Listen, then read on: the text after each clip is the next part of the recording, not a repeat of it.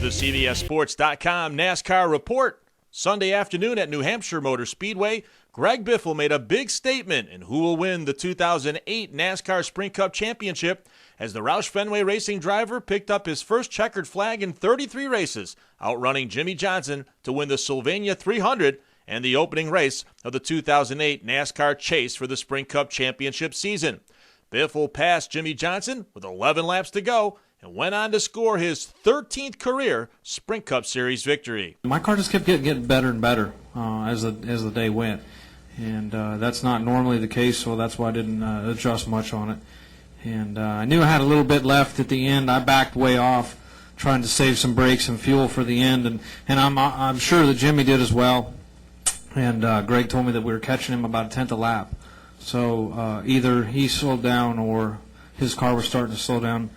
And at that point, I felt like we'd have an opportunity to pass him if the caution came out. So that's what we were hoping for. Johnson led a race-high 96 laps and appeared to be headed to his third straight series win until Biffle was able to get to the inside of the Lowe's Chevrolet and make the pass for the lead and the win. You know, definitely a good effort for us. Would love to be in victory lane celebrating right now, but the big picture, second place is not a bad day at the office. So very happy with the performance. We had great stops, fast car, and the only weakness we had all day long was on the restarts. From the very first start of the race, we were losing spots, and it would take a while to get the tires up and get going. So I really felt after the 2 or 3 restarts we had on that set of tires that my tires would be good and I'd be able to get away from Greg, but his stuff must have been coming in as well, and he was just too strong on the short run. Carl Edwards finished third, Jeff Burton was fourth, and Dale Earnhardt Jr. rounded out the top 5. It was not a good day for Kyle Busch, who came into the weekend as the #1 seed in the chase.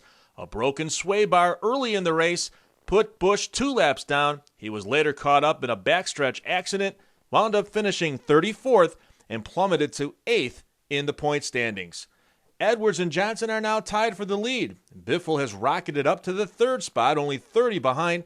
Dale Earnhardt Jr. and Jeff Burton round out the top 5. They are both 50 points out as the series now heads to chase race number 2 this Sunday at the Monster Mile, Dover International Speedway for the Camping World RV 400. For the CBSSports.com NASCAR report, this is Pete Pistone.